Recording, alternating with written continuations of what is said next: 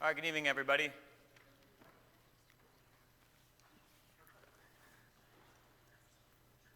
We are gonna talk about patience tonight. And so we're in our discipleship class, and we are looking at our last section where we're talking about things that we notice in the life of Jesus that we would want to imitate in our own life. And we've talked about Jesus' motive of pleasing the Father above everything else, the reasons that he came. We looked at a case study in evangelism. Last week we looked at some of his prayers, and tonight we're going to look at the patience that Jesus has with the disciples, which I think should be an encouraging thing for us all to meditate on together. Because when you look at some of the things that the disciples misunderstand about Jesus, and then you find yourself in that same story, but you consider that Jesus stuck with them and didn't just cut them off, it gives us a lot of hope that he'll be with us and he'll teach us the lessons that we need to learn, and he won't forsake us. And Matt, your material's probably up there, right? Hebrews 10, 19 through 39? Yeah, okay. So that material's up there. And so starting next week, we're going to be doing our 4 classes on methods of Bible study. And I'm not going to have the material out until the night of the class because the activities are going to be in class.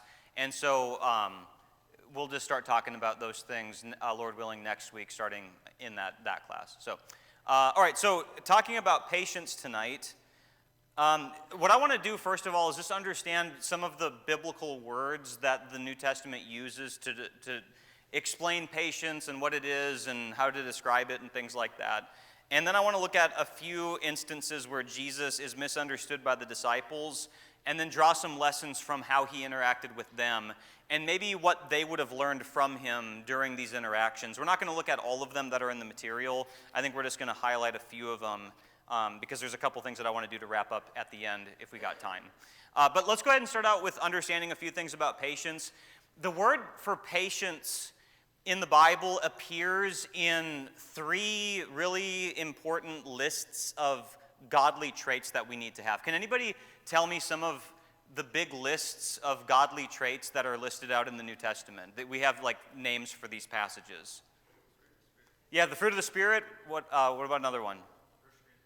Yeah, the love chapter. So you got that one. And then there's another one that is sometimes forgotten, but lists out 7 different character qualities, putting on the divine nature.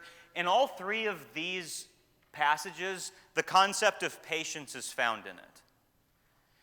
And there's a couple different Greek words that the New Testament will use that gets translated as patience or steadfastness or long-suffering, things like that. And I just want to put up what some of those words are to get us understanding what we're about to see in the life of Jesus. But the first Greek word is hypomone or something like that, and that oftentimes is translated as steadfastness or patience. And this is made up of 2 words. The Greek word hypo means to be like under something, and the other word meno means to stay or to remain.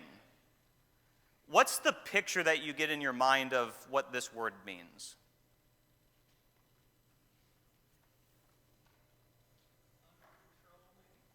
Yeah, you're under trial, you're under some kind of duress, and in the midst of that, one way of thinking about it is steadiness in the face of delayed gratification. Like you're under some kind of burden, and you don't have gratification in the moment, but you're playing the long game, knowing that eventually things are going to get better in some capacity. So that's one way to think about this. The other Greek word is macrothumia. What does micro mean? Small. What's macro? Large or long. So thumos is the Greek word for anger. So this word would mean large anger, which the idea of it is large as in like a long distance. Like anger is far from you is the idea. You don't have a short fuse, you have a very long fuse. And so this is going through some kind of suffering without justifying wrath, not repaying evil for evil. I want to come back to that concept in just a moment. But do you guys have any other things you'd add to our understanding of what this word or this concept of patience means? What are some things that we need to be patient with? Our husbands. Yeah. I don't have a husband, but all the wives, yes. So you have to be patient with people, right? You have to be patient in circumstances that aren't going the way that you'd want them to go. And so those would maybe be some ways that you can categorize those things. Psychology.com is a website that has a lot of interesting articles about, you guessed it, psychology. And a couple of years ago, there was an article that was written called Crisis U, and it's talking about on the universities and colleges across the United States, the temperament that kids seem to have these days. And in part of this article, it says this: for increasing numbers of students all across the United States, disappointment now balloons into distress and thoughts of suicide. Lacking any means of emotional regulation and generationally bred on the immediacy of having needs met, they know no middle psychic ground. Mere frustration catapults them into crisis. So what Hara Estroff Morano is saying here is that for a lot of people in colleges today, if something doesn't go right in their life, they like freak out, like the world is going to end, things are really bad. She says here that people today on the college campuses don't have any psychic middle ground. What does psychic middle ground mean, do you think? That's patience. Being able to find a happy medium. Yeah. Between this and that. Right. And live with it. Yeah, because one thing didn't go your way, you do not have to freak out. That's what patience is, that middle psychic kind of ground sort of thing. And what she's saying here is that in our culture today, people are generationally bred on the immediacy of having needs met. So what are the things that in our culture today get met pretty immediately that maybe even 40 years ago were not met immediately? Amazon Prime. What else? The news, we can get it immediately 24/7. What else? What was that? Granger.com. What's that? Oh, that's who you, so that's a plug for his company. What else? Yeah, fast food. We can get food immediately, and then if we don't have the money to go out to fast food, we can at least get a frozen burrito and put it in the microwave, and it just takes a couple of minutes. And so all kinds of things around us are convenient, and those are the small areas in life that used to teach people patience. And so you can start to understand why in our culture we just freak out when something doesn't go our way. So here's a question that I have about this then. How do you know when you've lost patience? This isn't like adultery, like you did the act, you know that you got the check mark, not in a positive kind of way, but like you did it, right? Patience is something that's kind of like on a spectrum, but what would be some ways to know that you've maybe lost patience with somebody or your circumstance? Start complaining. What was that? Aggravated. Yeah, you're getting aggravated and it's coming out in what you're saying. I had another comment. Start complaining. Yeah, you start complaining, which we know that's a sin in the Bible. The Israelites complained 7 times from Numbers 11 to 21, and that's a whole interesting thing to see the connections between what they complained about. So complaining, aggravation, what else? How would you know if you lost patience? Outburst of wrath. Yeah, outburst of wrath. What else? Kicking things, kicking the dog. Yeah, so there's a whole spectrum of emotions that you can go through. I think one of the ways that you know you've lost patience is when you justify sin because of the difficulty. So anything that would be sinful, you think in the moment is for some reason justified. And then when you look at the life of Jesus, did he have lots of things that would cause you to lose patience? Did he ever lose patience? Okay, so because what we're about to look at, when we look at some of these scenes in the life of Jesus where he is misunderstood by the disciples, there will be times that he rebukes them, which means that you can rebuke somebody, but it doesn't mean that you've lost patience with somebody. So, and I'm not saying that we just have free license to always rebuke people either. That's not the point. But I'm saying that if we start with the premise that Jesus never sinned, and becoming impatient is a sin, all these examples that we have of Jesus, I think will teach us how to deal with this psychic middle ground more effectively. Any comments or questions about any of that before we start looking at some of these examples of these things? Yeah, Jim? Well, you're patient. You don't sweat the small stuff. You kind of pick your battles. Yeah. And I think that's what Jesus has done. Yeah, you don't sweat the small stuff. You pick your battles. Just like turning over the money, changing tables. There's a time and place when you really pick that battle. Right. You don't pick somebody to death. Just pick. Right. You patiently teach them and just don't sweat that. Yeah, how many things could Jesus have constantly been correcting in his disciples? Like everything they did. But do you see him constantly nitpicking them? No, you see him rebuking them, you see him challenging them, but he's not like jumping at every single thing that he could have jumped at. Like he could have been like, hey, why did you just think that thought that you just think? Why did you just think that thought that you just thought? Hey, Peter, why did you do? Thomas, I know that you're doubting again. Like you don't see him constantly doing that sort of thing. But he knew everything that was in man. But there's times where he is very much misunderstood, and we're going to see the way he dealt with those things. Any other comments or questions before we start looking at Jim and then Downey? Patience is also agreeable compromise. To be able to find a middle ground for a situation. Yeah, good. So sometimes patience means that you have to concede something. With Jesus, that's not so much the case because he's always right, but when it comes to us who are imperfect, that's what that would imply. Yeah. Ryan? I'd say they get pretty close though. I mean, with the well, you couldn't when they fall when he goes off the grade and come back there sleep. He's like, well, you couldn't stay up for a little bit, or what, you're asleep again. So I mean, obviously he had that, earthly characteristics, but I'm sure he had. Yeah, and try to imagine being Jesus then, where you're leaving this mission of changing the world in the hands of 11, because one of them betrayed him, 11 people that are supposed to go out and faithfully dispense the gospel. Not only that, not only are you trying to train these guys, but you're also like having your life threatened at every turn, and Jesus keeps his composure. So let's look at some examples of this. Let's look at, we'll look at this first one. We looked at this passage last week for a different purpose, but I want to see it now from another angle. Look at Mark chapter 1, verses 35 to 39. And this is the first time in the Gospel of Mark that we see the disciples, I think, having a misunderstanding of Jesus, and we see what he does in the midst of this situation.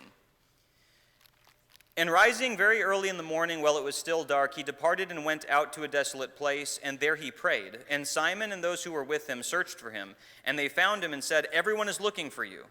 And he said to them, "Let us go on to the next towns, that I might preach there also, for that is why I came out." And he went throughout all Galilee, preaching in their synagogues and casting out demons. All right, so this is the first infraction. The disciples come to Peter, or they come to Jesus, and they find that he's praying. We talked about this last week. There had been a bunch of people that the day before were getting healed by Jesus, and now they're on this search party trying to find him. They find him, and they say, "All right, Jesus, you have to go back because all these people want healing." Do they have a misunderstanding about what Jesus' mission is? Does Jesus fly off the handle? So they fail to understand Jesus' purpose. How does Jesus deal with this potential conflict? Yeah, notice how gentle he is about this. Oh, okay, let's go to the next towns because, hey guys, that's why I came here, was to preach. It wasn't to do all these other things that everybody's expecting of me.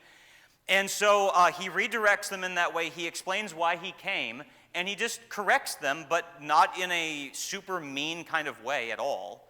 Any other thoughts or comments on this one? It's the way we would all want to be corrected if we've got off course. We wouldn't want to be beaten over the head about it and made to feel abundantly guilty.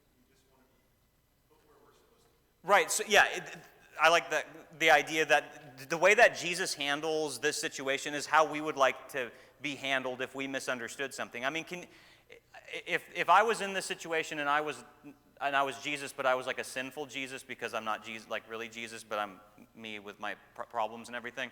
You know what I mean? If a bunch of people came up to me and I was in the middle of prayer and they were like talking about social gospel stuff, let's go help all these people. That's not our purpose. What's wrong with you guys? Okay, maybe Jesus' way is a little bit better. Like just gently explain and redirect. That's the first example. Do you guys have any other thoughts or comments on that one?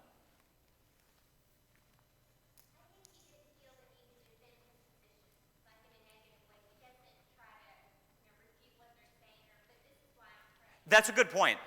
Yeah, he's not refuting. Yeah, good. He just focuses on what the purpose is. He doesn't need to dispel all the misunderstandings that they have. That's a good point.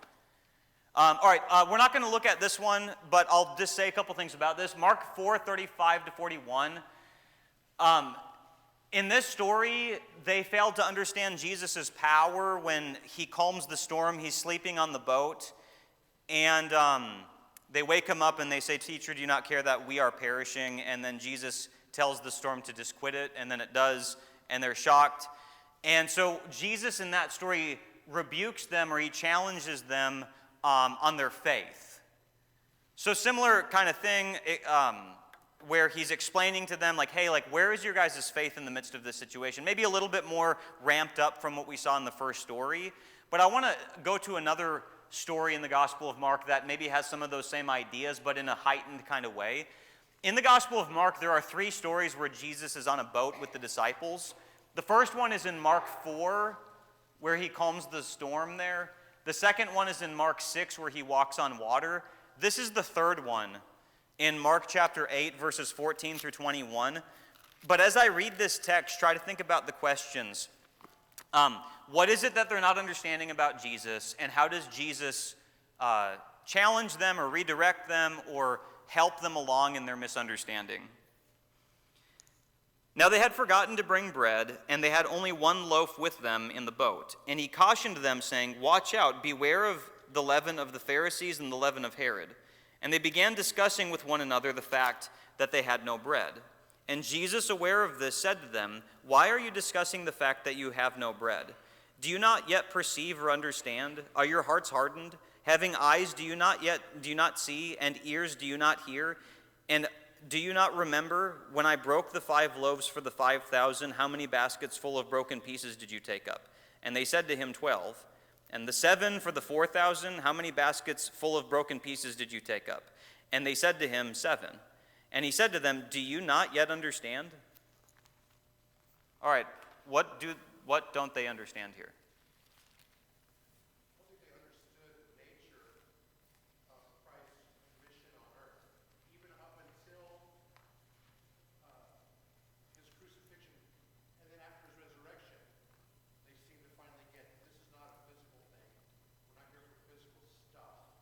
Okay, good.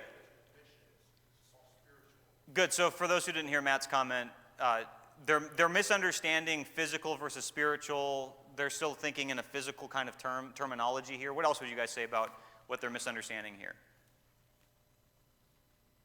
His providence, like his ability to provide in situations of need. Yeah, good. So Ben just said they're failing to misunderstand Jesus' providence and his ability to take care of them. This whole section begins with Jesus warning them about what? The leaven of the Pharisees, which is their hypocrisy, their false teaching, their ungodly attitudes, kind of the influence that they could have on people. How many loaves of bread do they have with them in the boat? 1. So here's how I picture what's happening. They get in the boat, and Jesus has, already proven. In fact, one of the stories right before this, he just multiplies a bunch of bread. I guess they didn't bring all of it with them, or they left some of it or something. And they're in the boat with 1 loaf, and Jesus looks at them and says, "Beware of the leaven of the Pharisees." And I wonder if they all turn and look at that 1 loaf of bread and go, "What did they put in that bread?" The Pharisees must have put some kind of poison or something in it. I don't know how else to understand that. There's probably some better way to think about what's happening there. But they start discussing with one another the fact that they have no bread. We don't have what we need. Jesus has already proven that he can multiply bread. He's already proven that he can provide for them. And then they're squabbling about the fact that they have no bread. And Jesus' comment about the leaven is just making them think about physical things. And so they are misunderstanding his providence. They're misunderstanding the spiritual versus physical. By this point, Jesus should be able to make a physical comment, and then they should have the eyes to see the spiritual meaning behind it. Can you imagine being Jesus and you've been preaching, even when you compare this with the Gospel of John, Jesus has already multiplied bread 2 times, and the first time he did it, the crowd came back asking for more bread, and Jesus says, you guys missed the purpose or the sign to everything that I was doing. You're misunderstanding me. And now his disciples are misunderstanding some of these things as well. I would be pretty frustrated. How does Jesus handle this moment? Bless you, by the way. It's definitely a lot more gentle than I know I've been with my kids in the past. It's like, I've explained this how many times now? Right, yeah, he's very gentle. Like, if they were my kids, I don't know that I would handle them with that much patience. Was there somebody else saying something? Yeah, he does challenge them, though, here, right? So, do you notice the slew of questions he asks? Bless you again, why are you discussing the fact that you have no bread? Do you not yet perceive or understand? Are your hearts hardened? All of these are questions, question after question after question. And after he gives those lists of questions, he asks them, do you remember the first time that we fed the 5,000? How much was left over? What's the answer? 12. Notice he's making them recite what he's done. How many baskets were left over, guys? And all 12 men say 12. And then the second time that we did this, how many baskets were left over? 7. Like do they know Bible facts? Do they know facts about the Bible and like the works that Jesus has done? Yeah, they know those things, but what Jesus is doing is getting them to meditate and think deeper about the things they already know. They already had the knowledge within them that should have been digested so that they would understand that Jesus can provide for them the things that they need. They intellectually knew what they already needed to know. But what they needed to do is digest what they already knew. And so, like, from Jesus' perspective, it's like, guys, you know this. You just haven't thought deeply enough about it. And I multiplied bread 2 times. Like, those were pretty big miracles. Like, didn't you get it? Yeah. I mean, like, what if I preached a sermon, like 2 sermons in a row that were part of the same series, and you guys didn't understand what I was talking about, and of course it wouldn't be my fault. It'd be your fault to not understand it, right? No, it wouldn't, by the way. So they're failing to understand the spiritual meaning of all of this. And the way that Jesus deals with this, besides asking all these questions, he's getting them to recite the works that he's done. Can you see how that might be helpful in dealing with people?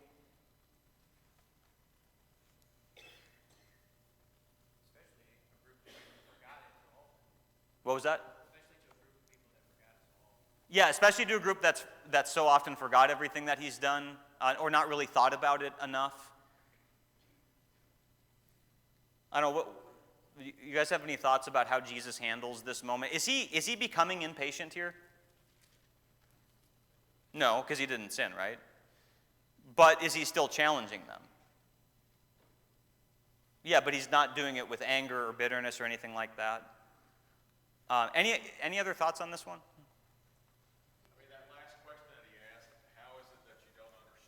Yeah. He's basically saying, use your brain. Yeah, don't you get it? Like, you should know by now. And I don't think he's just like slamming the boat and hitting it, like, come on, like, nothing like that. But he is challenging them. Matt? Spoiler alert for next Sunday, or this coming Sunday, chapter 10 of Hebrews, how he reminds them of all the things that they had previously done, persevered through the plundering of the property. Yeah, good.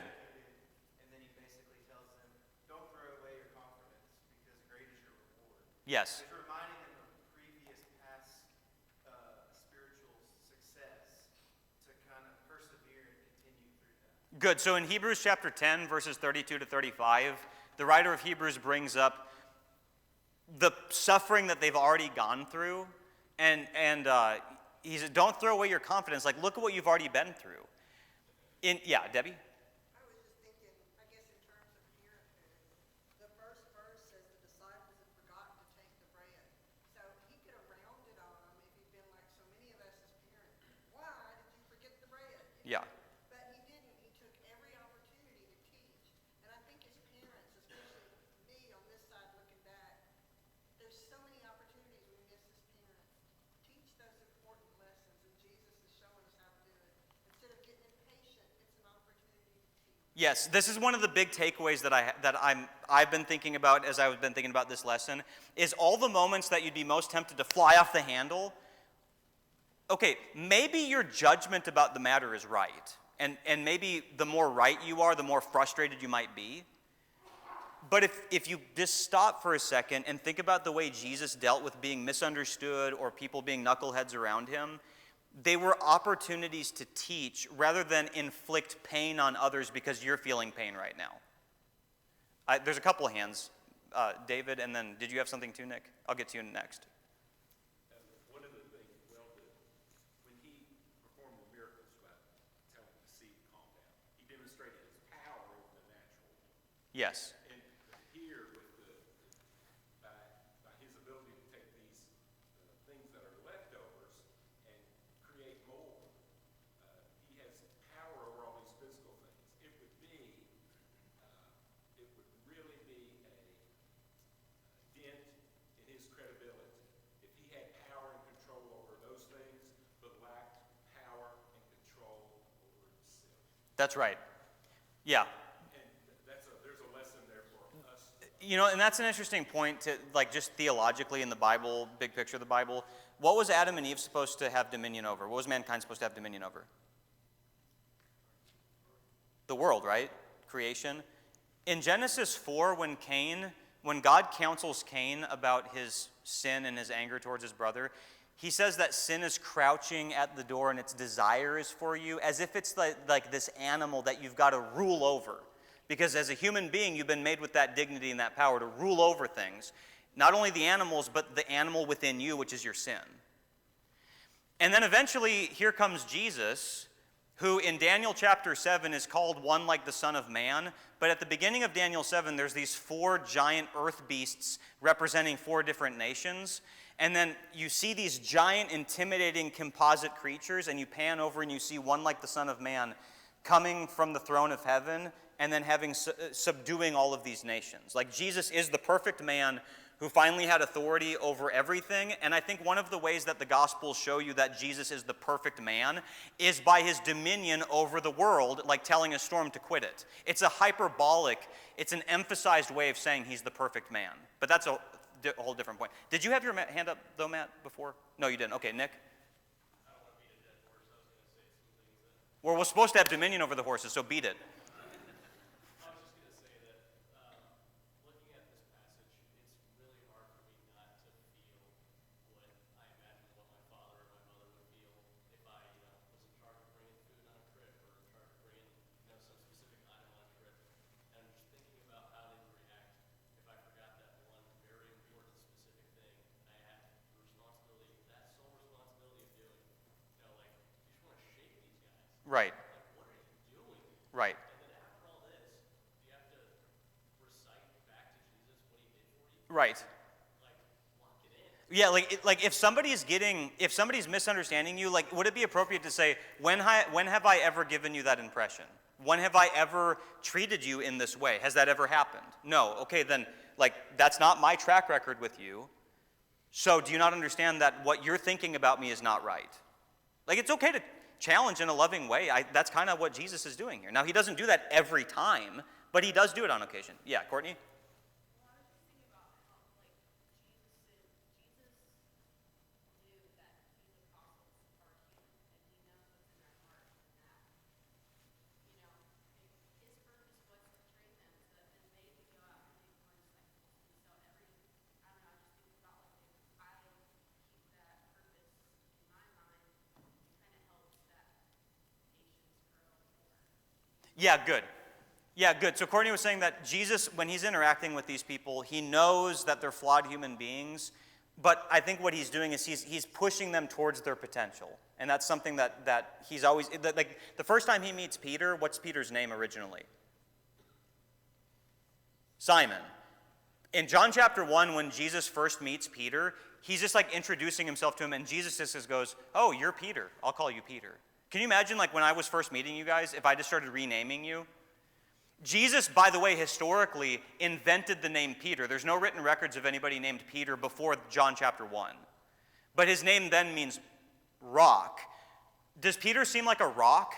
Maybe the only time is when he started sinking in the water. But like rock is something that's dependable, reliable, like God is my rock and my refuge, my strength, all that kind of thing. Peter doesn't seem like a strong kind of person in that sense. But Jesus names him in such a way that he sees what he can become.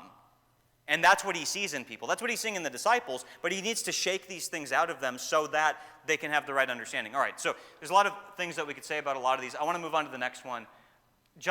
Mark 9, 33 through 37, or Mark 10, 13 through 16. We'll just look at one of these two. Look at Mark 9. In both of these stories, the disciples are failing to understand Jesus' care and concern for children. Look at 9:33. And they came to Capernaum, and when he was in the house, he asked them, what were you discussing on the way? But they kept silent. For on the way they had argued with one another about who was the greatest. And he sat down and called the 12, and he said to them, if anyone would be first, he must be last of all and servant of all. And he took a child and put him in the midst of them. And taking him in his arms, he said to them, whoever receives one such child in my name receives me, and whoever receives me receives not me, but him who sent me. All right, if I'm Jesus here, I'm getting really mad. Jesus has already started saying, I'm going to give up my life. The Son of Man has come to serve. He's going to be more explicit about that in chapter 10. But his example all the way through has been service, service, service, humiliation, being humbled. He's counted among the transgressors. He's hanging out with tax collectors and sinners. And then on their way towards his crucifixion to get to Jerusalem, they're like hanging out in the back while Jesus is maybe in the front. And they're like, hey, like Peter, James, and John, like, we know that we're at least in the top 3 because Jesus hangs out with us the most. Plus, you guys couldn't cast out that demon at the base of the mountain just like a few verses ago, remember? Because they probably referenced verses like that. You guys couldn't cast out the demon, but we saw something really cool up on this mount of something that I can't tell you, transfiguration. We can't tell you about what we've seen. Like, it's clearly Peter, James, and John that are amongst the best. So amongst those 3, like, I don't know how they're arguing about all these things, but Jesus' example has had nothing to do with greatness. So Jesus asks this question, what were you guys talking about? By the way, if Jesus just like popped in like a room you were in one day, and like, hey, what were you just talking about? Would that intimidate you? Jesus is challenging them on this, and what is it that they're failing to understand? What was that? All souls are equal. He uses the child to teach him that. And so you're trying to be the greatest. And when you don't realize that everybody is equally valuable, and greatness means what?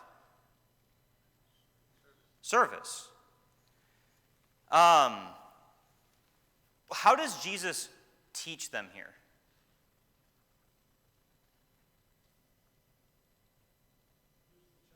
He uses a child.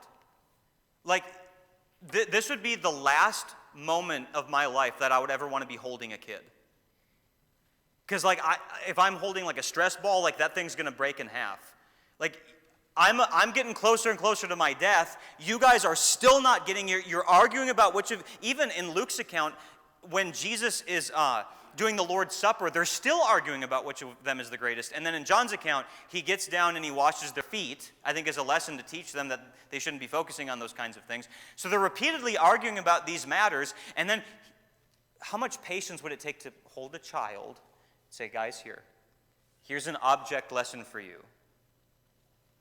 Greatness means that you're willing to serve and help children. Like this object lesson. Like there's things all around you that you can teach people lessons with, and he just grabs this baby and here it is, and it's like got drool coming out of its mouth and stuff. You want to hold this thing? I don't think so, but that you would if you were great. Any other comments or questions on that one? All right, look at this next one, Mark 14.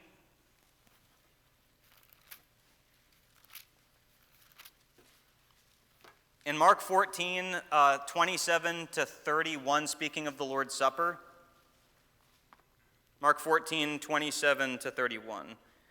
And Jesus said to them, "You will all fall away, for it is written, I will strike the shepherd and the sheep will be scattered. And after I am raised up, I will go before you to Galilee." Peter said to him, "Even though they all fall away, I will not." And Jesus said to him, "Truly I tell you, this very night, before the rooster crows twice, you will not deny me 3 times.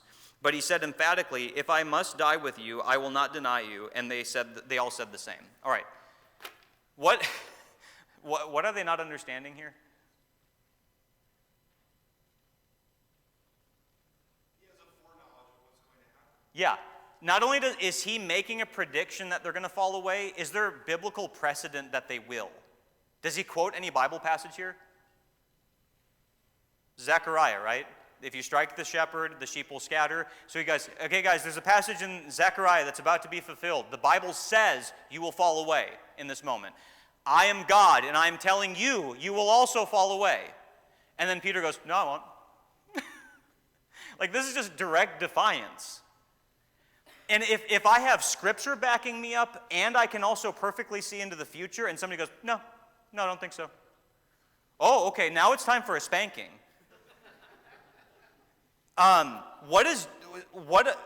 Okay, so Peter's challenge, he just doesn't listen to anything Jesus is saying here. How does Jesus handle this one? Jesus might actually feel kind of heartbroken for Peter because he knows what Peter is going to go through. And Peter is oblivious to the fact how he's going to suffer emotionally, how weak he actually is. Yes. Yeah, I wonder if Jesus is thinking, like you said, about the emotions Peter's about to go through. Like, he's going to weep when Jesus looks at him in Luke's account. He looks at him after he's denied him, and then he breaks down weeping. The way that Jesus handles this is he just repeats what he said. Now, he says, like, there's going to be this rooster. By the way, what's the job of a rooster? It wakes people up in the morning, right?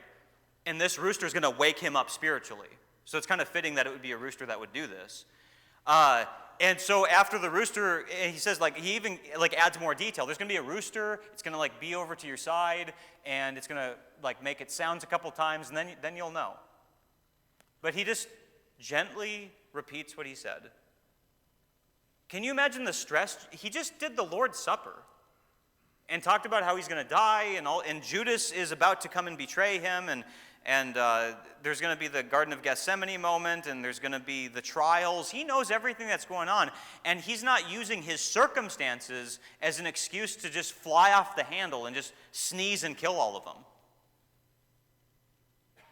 So, I don't know, do you guys all feel challenged by Jesus' example here? It's amazing, the composure. And all the sins that everybody's ever committed were all against him. And he's in every room he's filled with is filled with people that have, all their sins have ultimately been against him. Yeah, Ben, because he's God.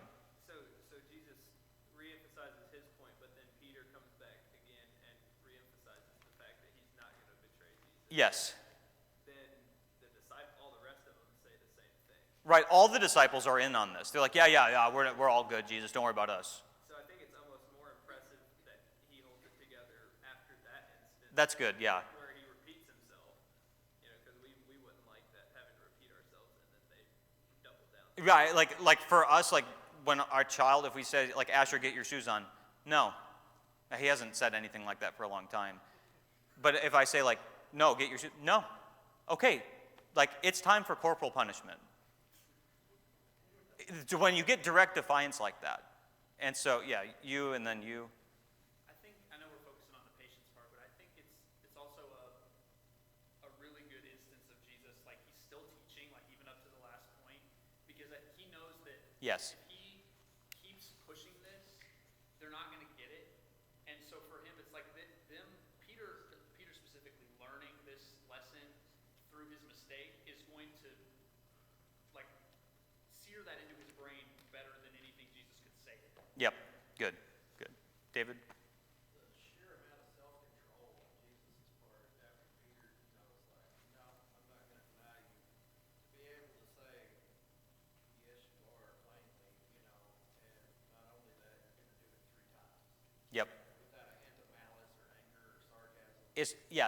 he's explaining to Peter what you're going to do, no malice, no sinful anger in his heart as he says it. Amazing. And by the way, is Jesus masculine? Was he a masculine guy?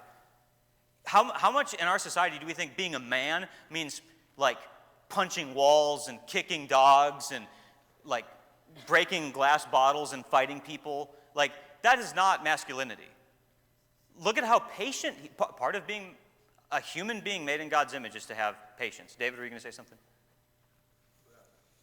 Jesus knew how Peter was going to react. I mean, he knew what Peter was going to do. But if he couldn't help Peter to understand what was going to take place shortly, he wanted him to, he's building a huge foundation upon which Peter is going to base his faith after Jesus is dead. Yeah. And the kingdom, or the propagation of the kingdom, is really going to depend on these 12 men. Yep. Yep.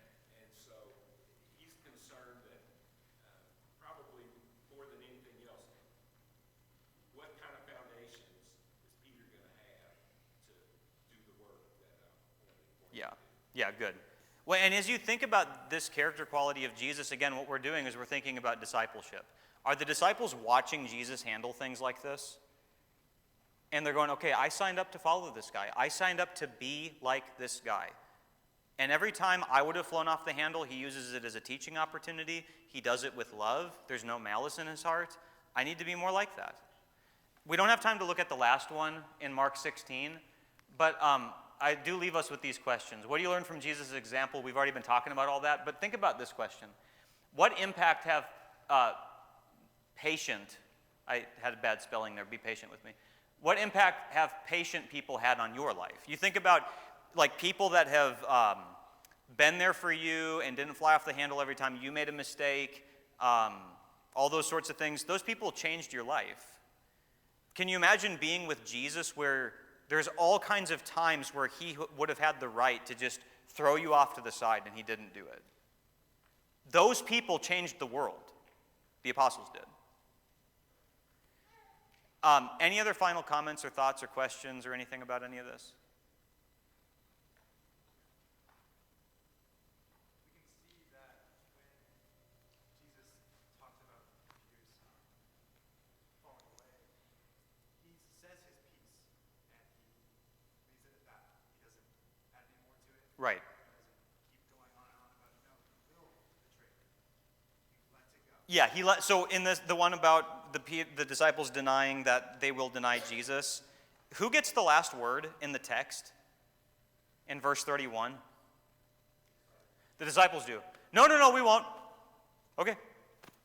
I've said what I wanted to say, and I'm God. It's a lesson in humility. Yes. He knew what would happen. But there's a difference in between intellectual knowledge and experiential knowledge. And he wanted them to experience this lesson in humility that, look, I told you that this would happen. Right. Actually, I think taking their ego down a few notches so that they were more humble from that point forward. Right. It had to be devastating. We were only told of Peter, but I'm sure all of the apostles, this affected them the same way that it did Peter, because they all denied. Right. And after the fact, they would know Jesus is right. No, he told us this would happen, Yep. but we were proud and said, no, we'll never deny. Right. And now look what happened. Good. Ben? Just think for us, our takeaway is that if we're not patient with our fellow man, then they might not get the opportunity to learn the lessons. Very significant point here. Ben is saying that if we fail to be patient with other people, we are hindering them from growing. Thanks for your good comments. If you guys liked this class was Samantha's idea. The bad classes were my ideas. So Samantha was like, yeah, you should do one on how Jesus showed patience with the disciples. So there you go, Samantha. All right, guys, thank you.